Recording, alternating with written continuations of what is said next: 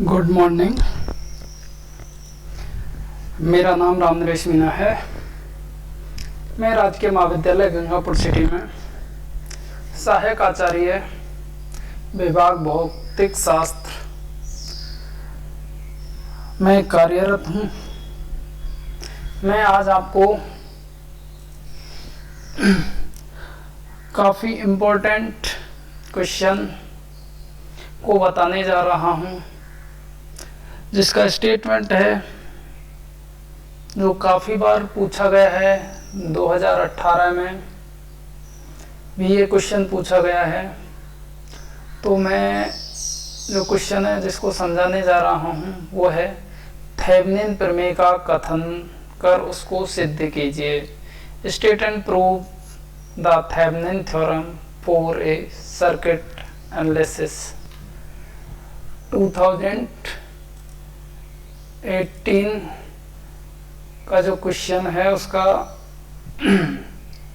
BSc second year के electronics paper के 2018 के ऑल ईयर क्वेश्चन पेपर का क्वेश्चन नंबर 3 का जो क्वेश्चन है वो यही है कि थेवेनिन प्रमेय का कथन दीजिए, साथ ही उसको प्रूव कीजिए।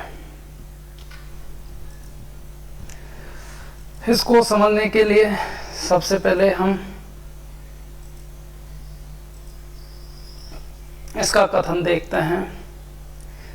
ये प्रमेय क्या है, इसका कथन क्या है।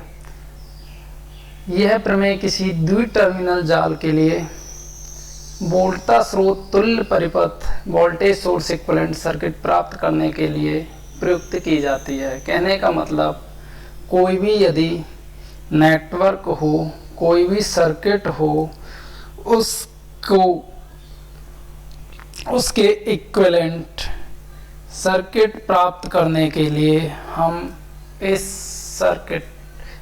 थ्योरम का उपयोग करते हैं। इस थ्योरम के अनुसार ऊर्जा स्रोतों तथा प्रतिबाधाओं से युक्त कोई द्विटर्मिनल रेखिक जाल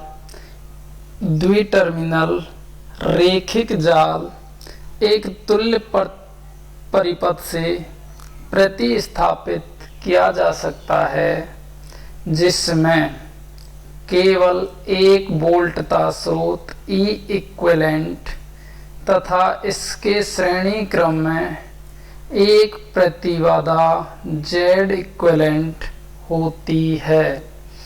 वोल्टता स्रोत का विद्युत वाहक बल ई इक्विवेलेंट दिए हुए जाल के लोड टर्मिनलों को खुला रखकर दिए हुए जाल के लोड टर्मिनलों को ए और बी लोड टर्मिनलों को खुला रखकर उनके मध्य वोल्टता के तुल्य होता है। प्रतिबाधा जेड इक्विवेलेंट इन टर्मिनलों के मध्य मापित प्रतिबाधा होती है, जबकि सब ऊर्जा स्रोत, जो भी ऊर्जा स्रोत इसमें लगे हुए होंगे, सब ऊर्जा स्रोत हटाकर उन्हें उनकी आंतरिक प्रतिबाधाओं से प्रतिस्थापित कर दिया गया हो। कहने का तात्पर्य यह है कि यदि कोई जटिल नेटवर्क है, उसमें एक लोड प्रतिबाधा ZL लगी हुई है, तो हम इस नेटवर्क के इक्विवेलेंट एक सर्किट बना सकते हैं जिसमें एक ई इक्विवेलेंट लगा हुआ हो। इसके श्रेणी क्रम में एक प्रतिबाधा जेड इक्विवेलेंट लगी हुई होगी। बाकी जो दो टर्मिनल हैं ए बी, ये जो दोनों टर्मिनलों के जो आउटपुट में जो ZL लगा हुआ है वो एज इट इज लगा रहेगा। कहने का मतलब किसी भी सर्किट को हम इक्विवेलेंट सर्किट से प्रतिस्थापित कर दे जिसमें इक्विवेलेंट लगा हुआ हो और जेड इक्विवेलेंट उसके सीरीज में लगा हुआ हो। अब हम इक्विवेलेंट का मान कैसे ज्ञात करेंगे? इक्विवेलेंट का मान ज्ञात करने के लिए हम क्या करते हैं कि विद्युत वाहक इक्विवेलेंट जो जाल है उसके लोड टर्मिनलों को खुला रखकर उनके मध्य जो वोल्टता तुल्य आएगी वो इक्विवेलेंट के बराबर होगी। और यदि इन जो जेड इक्विवेलेंट के का मान जो निकालेंगे वो इस प्रकार होगा कि जो ऊर्जा स्रोत हैं उनको उनके आंतरिक प्रतिबाधा से प्रतिस्थापित कर दिया जाए तो जो रिजल्टेंट प्रतिबाधा होगी वो जेड इक्विवेलेंट होगी। समझते हैं। प्रूफ। माना किसी जटिल जाल में एक ऊर्जा स्रोत E लगा हुआ है जिसकी आंतरिक प्रतिबाधा ZS है।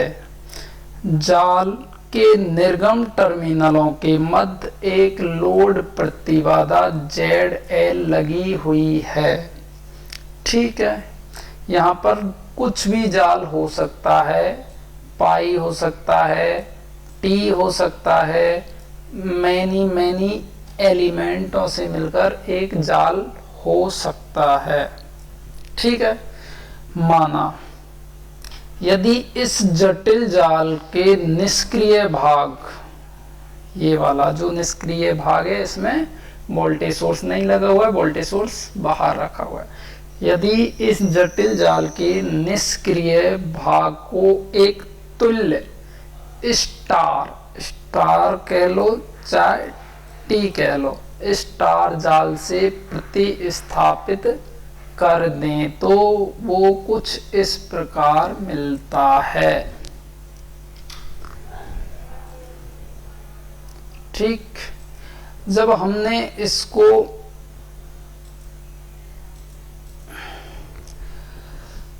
किसी भी जो निष्क्रिय जाल था, इसका मुझे पता नहीं है इसमें कौन सा सर्किट था, क्या सर्किट था, तो हम जानते हैं कि किसी भी निष्क्रिय जाल को इक्विवेलेंट स्टार बोल दो या टी नेटवर्क बोल दो, टी नेटवर्क या स्टार, क्योंकि ये स्टार की तरह है, स्टार शेप में है या बाई शेप में, तो कहने का मतलब इसके इक्विवेलेंट सर्किट मैंने इसे टी जाल मान लिया, स्टार जाल से प्रतिस्थापित कर दिया, जो निष्क्रिय जाल है, जो डॉटेड लाइन में लगा हुआ है।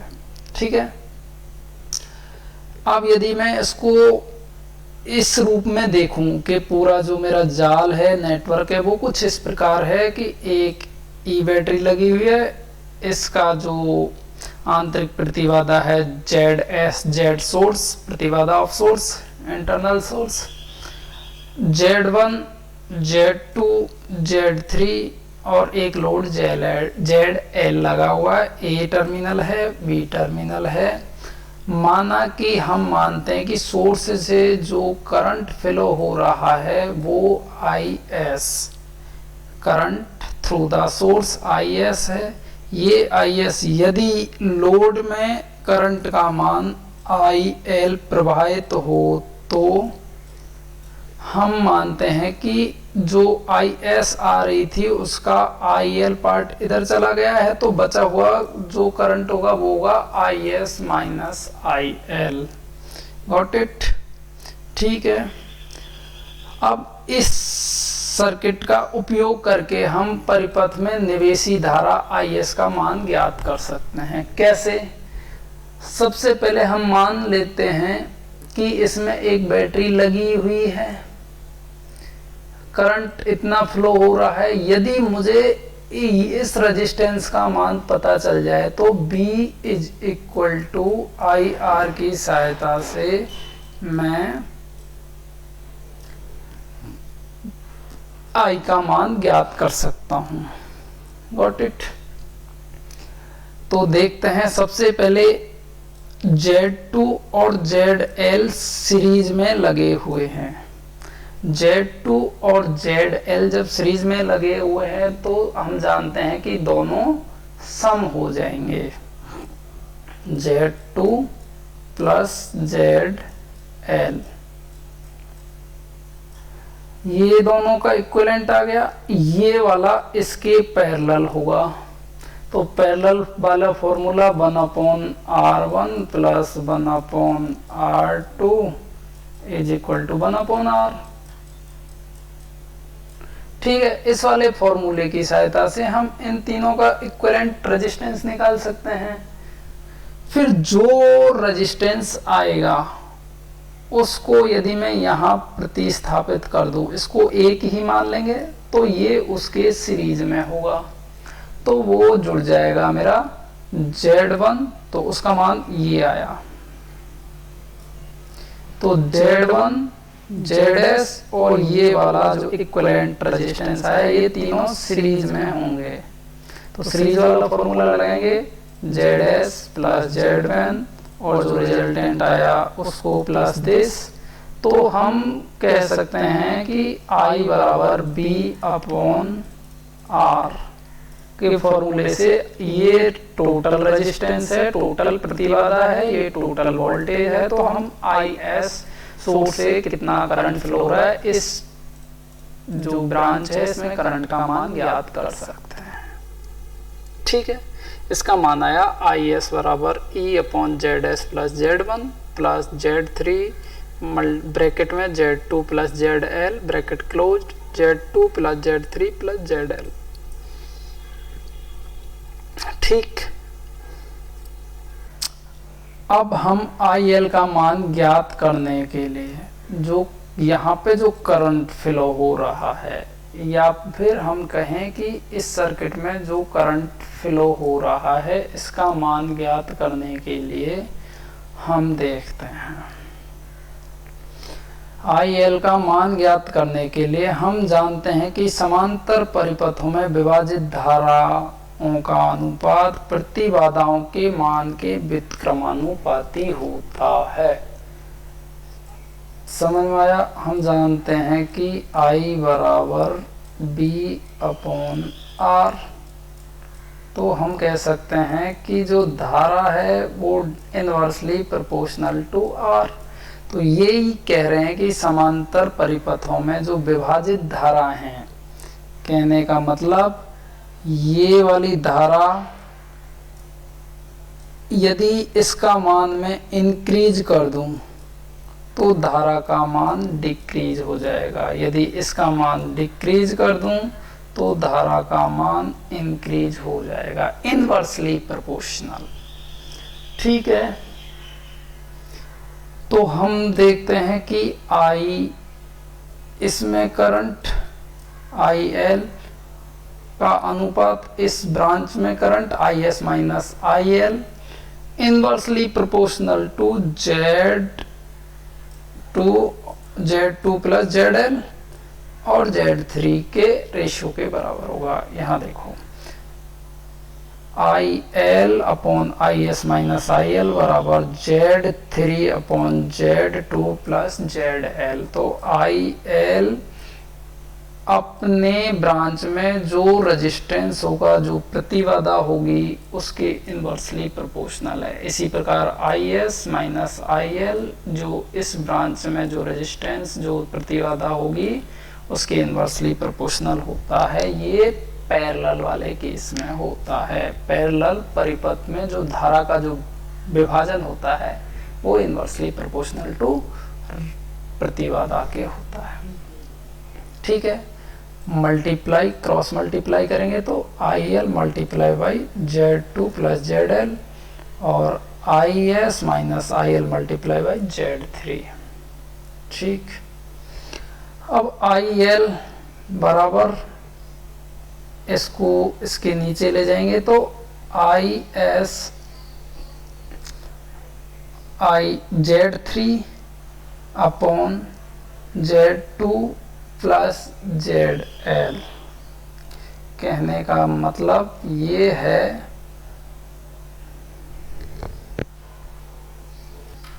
चूंकि IL का जो मान है वो दो जगह है, IL यहाँ पर भी है, IL यहाँ पर भी है। जब इस इक्वेशन को मैं सॉल्व करूं तो IL और इस इनको जब तीनों को देखता हूँ तो मैं आई एल का ये इधर आगे प्लस हो जाएगा तो इधर बचेगा आई एस, तो ये होगा I L multiply by Z two plus Z L plus Z three, ये तीनों होंगे बराबर जेड थ्री आई एस होगा। तो वही यहाँ पे है, ये इसकी मल्टीप्लाई में तो इसको इसके डिनोमिनेटर में ले गए हैं, तो आया आई एल बराबर Z three into I S upon Z two plus Z three plus Z L. तो जो आई एस का मान हम पुट करें इक्वेशन पहले वाली से, ये आई एस का मान यहाँ से इसमें रखने पर, तो ये था ई upon Z S plus Z one और जो भी Z three Z two plus Z L Z two plus Z three plus Z L, इसका मान यहाँ रख दिया मैंने।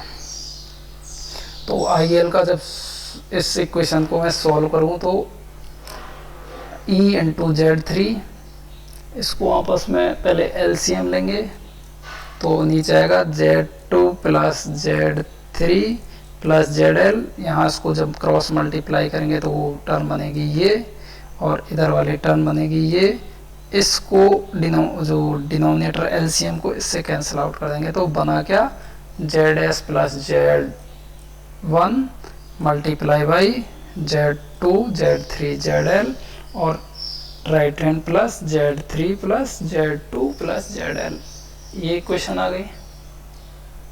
ठीक, अब आगे और मल्टीप्लाई करें तो जेड एस प्लस ये टर्म एज इट इज है, ये टर्म भी कोई ज़्यादा अंतर नहीं किया हमने। ठीक है, आगे देखते हैं कि जेड, इसको और आपस में ब्रैकेट खोलेंगे और फिर सॉल्व करेंगे तो कुछ इस प्रकार होगा, Z S plus Z L common लेंगे तो वो आएगा Z S plus Z one plus Z three और Z three Z S Z one.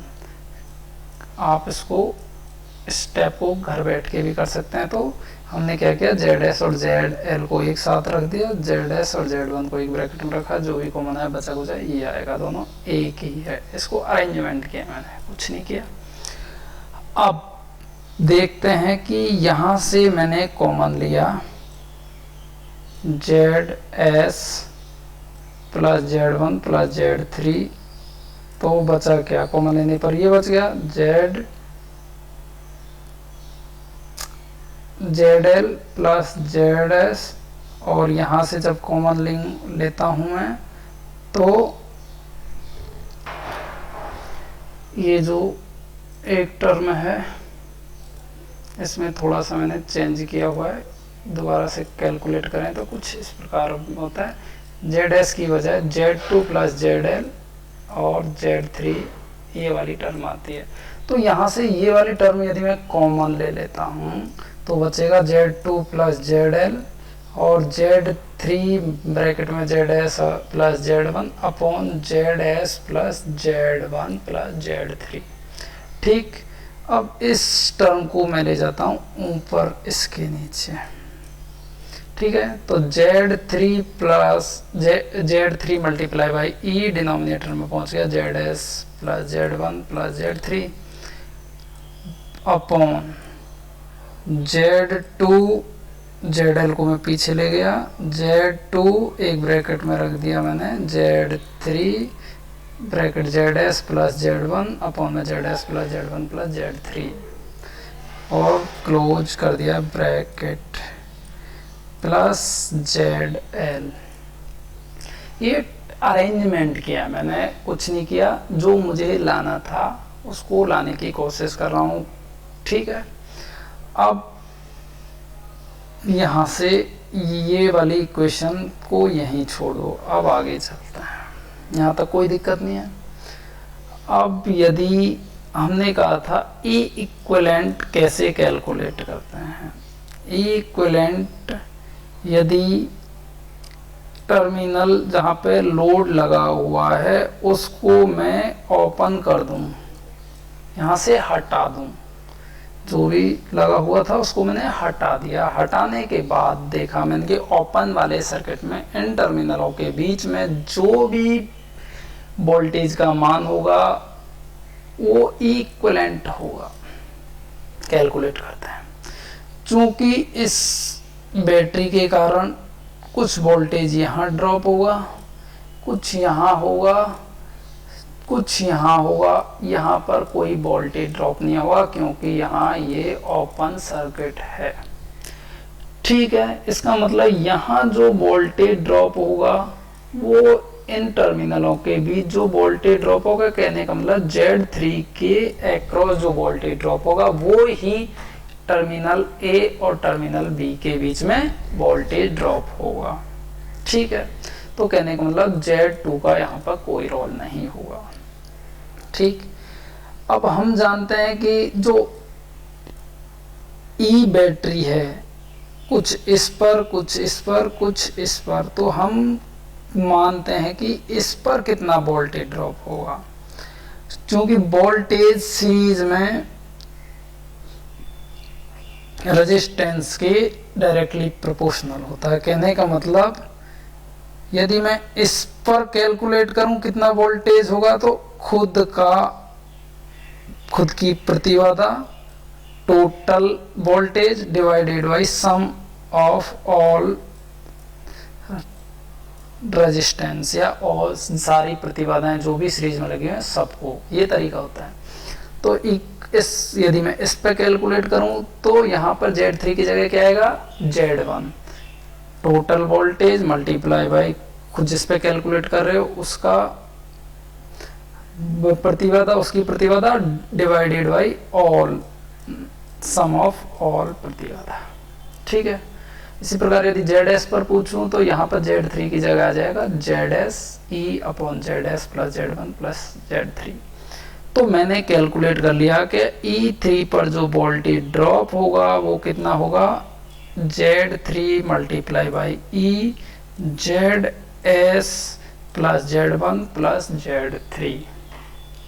ठीक है, ये हुआ इक्विवेलेंट का मान। कहने का मतलब टर्मिनल A और टर्मिनल B पर जो वोल्टेज का मान यदि लोड प्रतिबाधा को मैं प्रतिस्थापित कर दूं, कहने का मतलब ओपन सर्किट कर दूं, हटा दूं यहाँ से। ठीक है, इक्विवेलेंट समझ में आ गया। इसी प्रकार Z इक्विवेलेंट ज्ञात करने का जो तरीका होता है वो ये होता है कि जो भी बैटरी लगी हो उसको उसकी जगह से हटा दो और उसकी जगह हम उसकी आंतरिक प्रतिबाधा से प्रतिस्थापित कर दें। कहने का मतलब यहाँ पे यदि बैटरी लगी हुई है तो इसकी आंतरिक प्रतिबाधा ये थी, इसको लगा रहने दो, बाकी इसकी वोल्टेज को यहाँ से रिप्लेस कर दो। ठीक है, तो यहाँ पर हटा दिया, बैटरी हटा दी, बाकी एज इट इज हैं। Z1 एज इट इज लगा हुआ है, Z2 एज इट इज लगा हुआ है, Z3 एज इट इज लगा हुआ है। केवल जो चेंज किया है बैटरी को उसकी आंतरिक प्रतिबाधा से प्रतिस्थापित कर दो और उसको यहाँ से हटा दो। ठीक है, अब देखो कि टर्मिनल A और टर्मिनल B के बीच में कितना रेजिस्टेंस होगा, कितनी प्रतिबाधा होगी, Z इक्विवेलेंट का मान। ठीक है, तो वही तरीका है सीरीज वाला और पैरेलल वाला। ये दोनों टर्मिनल किस में हैं, सीरीज में, तो ये होंगे ZS प्लस Z1। ये इसके किस में होगा, पैरेलल वाला formula 1/R1 plus 1/R2 is equal to 1/R वाले फॉर्मूले से R का मान कैलकुलेट कर लोगे। जो भी रिजल्टेंट आएगा इन तीनों का उसको इसके सीरीज में है तो प्लस कर देंगे, तो यही है Z2। और ये जो कैलकुलेशन इन तीनों की सहायता से होगी, तो Z2 प्लस Z3 ब्रैकेट में ZS प्लस Z1 वो इससे आ रही है upon ZS plus Z1 plus Z3। तो Z इक्विवेलेंट भी ज्ञात करने का तरीका समझ में आ गया आपको। अब ध्यान से देखो, ऊपर जो हमने कैलकुलेशन की थी IL की, IL वाली जो कैलकुलेशन है ये इसमें ऊपर वाली जो टर्म है और ये जो कैलकुलेशन की है ये वाली टर्म दोनों इक्वल हैं, ठीक। और ये वाली जो टर्म है और ये जो z इक्विवेलेंट हमने कैलकुलेट किया, ये वाली जो टर्म है ये भी दोनों इक्वल हैं, नो डाउट। अब यदि हम इतनी बड़ी टर्म को रिप्लेस कर दें इक्विवेलेंट और z इक्विवेलेंट की सहायता से, तो मुझे कुछ इक्वेशन मिलती है इस प्रकार, ठीक। आई एल बराबर ऊपर वाली टर्म को लिख दिया मैंने equivalent upon Z equivalent plus Z L. यहाँ तक मुझे नहीं लगता आपको समझ में नहीं आया, ये टर्म समझ में आ गई कैसे आई है। अब वापस चलते हैं थेवेनिन थ्योरम के पर। थेवेनिन थ्योरम का जो सिद्धांत है, जो प्रमेय है, वो क्या कहती है? वो कहती है किसी जटिल सर्किट को हम इस सर्किट से प्रतिस्थापित कर देते हैं। अब प्रतिस्थापित किया है, मैंने इस सर्किट का यूज किया था और पहुंचे थे इस वाली इक्वेशन पर। Got it. अब यदि मैं बोलूं, जब इससे पहुंच गए हम उस इक्वेशन पे, तो इसका यूज करके हम यदि वो ही इक्वेशन वापस ले आते हैं तो हम कहेंगे कि ये दोनों सर्किट इक्विवेलेंट हैं, हेंस प्रूफ। तो अब देखो, इस सर्किट का यूज करते हुए वही इक्वेशन लाने की कोशिश करते हैं। देखते हैं, एक बैटरी लगी हुई है, एक प्रतिबाधा जेड इक्विवेलेंट है, करंट फ्लो हो रहा है IL और एक लोड प्रतिबाधा ZL लगी हुई है। तो ये दोनों हो गए सीरीज में, तो Z इक्विवेलेंट प्लस ZL, और वोल्टेज हो गई इक्विवेलेंट, करंट हो गया IL। तो हम IL का मान ज्ञात कर सकते हैं ओम्स के लॉ से, B is equal to IR, तो I is equal to B upon R। B का मान है इक्विवेलेंट अपॉन नीचे Z इक्विवेलेंट, वो R का मान हो गया Z equivalent plus ZL is equal to IL। Got it. तो ये वाली जो सर्किट है, इससे भी हम इस इक्वेशन पे पहुंचते हैं। IL बराबर equivalent upon Z equivalent plus ZL, और जो मेन सर्किट था, मेन नेटवर्क था, उसकी सहायता से भी हम पहुंचे इसी इक्वेशन पे। कहने का मतलब दोनों जो सर्किट हैं वो इक्विवेलेंट हैं। थेवेनिन थ्योरम क्या कहती है? थेवेनिन थ्योरम यही तो कहती है कि थेवेनिन थ्योरम प्रमेय के अनुसार यदि ऊर्जा स्रोत और प्रतिबाधाओं से युक्त कोई भी द्विटर्मिनल, दो ही टर्मिनल है A और B, A और B,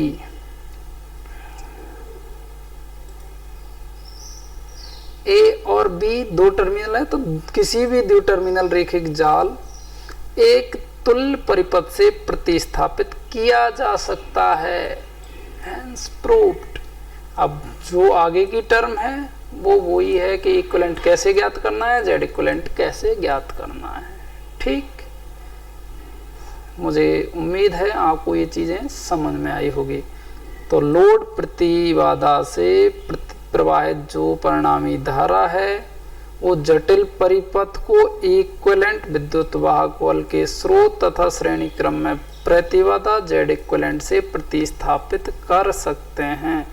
ये संबंध ही थेवेनिन प्रमेय की पुष्टि करता है, हेंस प्रूव्ड।